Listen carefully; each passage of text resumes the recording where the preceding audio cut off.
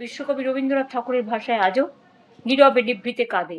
এর জন্য গণ আন্দোলন এবং সচেতনতা বৃদ্ধি হওয়া দরকার। সবাইকে একজোট হয়ে লড়ার দরকার। যারা ভাবছে আমি একেলা লড়বো, আমাকে তো পারমিশন দিচ্ছে মিটিংয়ে। তৃণমূল কংগ্রেসের মমতা ব্যানার্জিকে নাইবা দিল, তাতে আমরা গেনার হব। আমি বলি তারা সবচেয়ে বড় লুজার।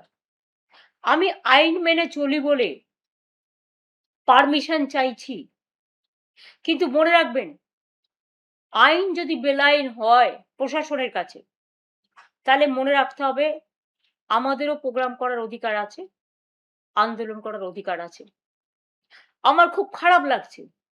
আমি প্রথমে এই ছবিটা আপনাদের দেখাবো, যেটা আমাদের সবসময় বিরাজও করে এবং জাতির নেতা যেমন আমরা গান্ধীজিকে বলি, তেমনি আমরা বলি জয়তু নেতাজি।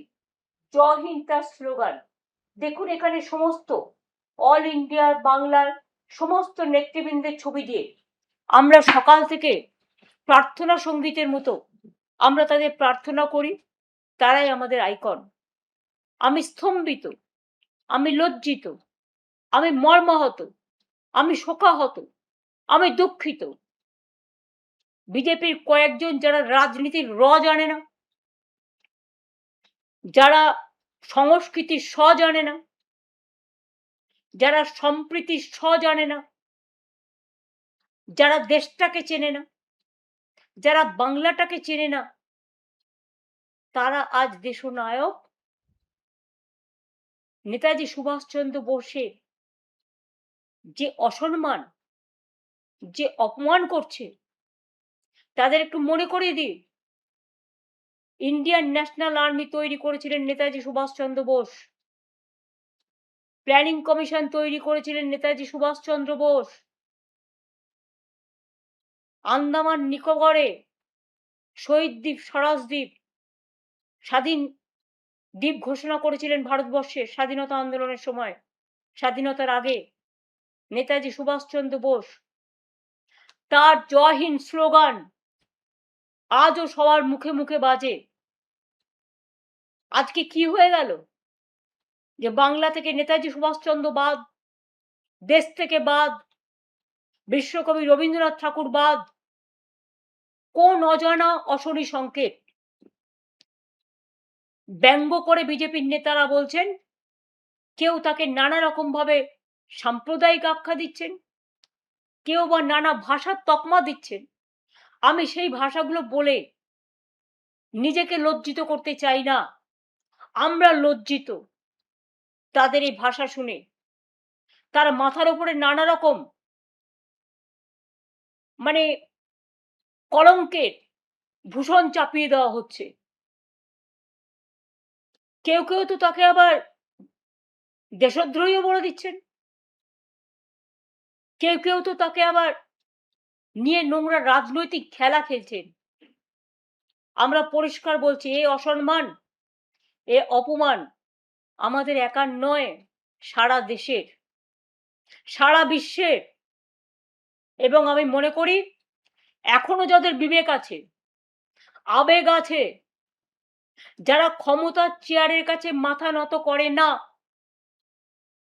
যারা দেশনেতাদের সম্মান জানায়, বিশেষ করে আমার ইয়াং জেনারেশন, ছাত্র, যুব, মা, বোন, সংস্কৃতি প্রেমী সকলকে বলবো, একটু তাকান। বাংলা কি বাংলা থেকে হারিয়ে যাবে? না যারা দেশের জন্য লড়াই করেছেন, প্রাণ দিয়েছেন, আজ পর্যন্ত কেউ জানে না? নেতাজি সুভাষচন্দ্র বোসের জন্মদিনটা আমরা জানি, মৃত্যুদিনটা জানি না? ক্ষমতায় আসার আগে বিজেপি সরকার অনেক কথা বলেছিল, ফাইল খুলবেন, উদ্ধার করবেন। সে তো কোথায় গেল সে ফাইল? কোন আলমারিতে গচ্ছিত রেখেছেন আমরা জানি না। কিন্তু আমরা বাপুজিকে, গান্ধীজিকে যেমন জাতির পিতা বলি, আমরা নেতাজিকে জাতির নেতা বলি, দেশের নেতা বলি, দেশের মহানায়ক বলি, বীর যোদ্ধা বলি, বীর স্বাধীনতা সংগ্রামী বলি। যে মানুষটা সাহস দেখিয়েছিলেন, সারা পৃথিবী ঘুরে ভারতবর্ষের জন্য তিনি দরবার করেছিলেন, আজকে তার জায়গায় তাকে অসম্মানিত হতে হবে, তাকে অপমানিত হতে হবে।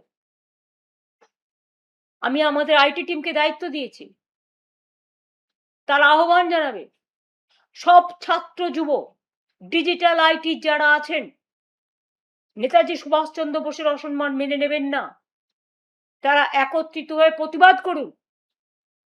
পুলিশ পারমিশন আপনাদের দেবে না, কারণ পুলিশ, আমি জানি না, আমি একদিন এই পুলিশের সাথে কাজ করেছি, তাদের প্রতি আমার অলবেশ শ্রদ্ধা আছে, কিন্তু পুলিশকে দিকেই তো আজকে ভয় দেখাচ্ছে এমএলএদের, ভয় দেখাচ্ছে এমপিদের, পরিবারকে ভয় দেখাচ্ছে, ইডিকে দিয়ে ভয় দেখাচ্ছে, সিবিআই কে দিয়ে ভয় দেখাচ্ছে, আইসি গিয়ে গাড়ি নিয়ে গিয়ে বলছে কোথাও কোথাও আমি শুনেছি, হয়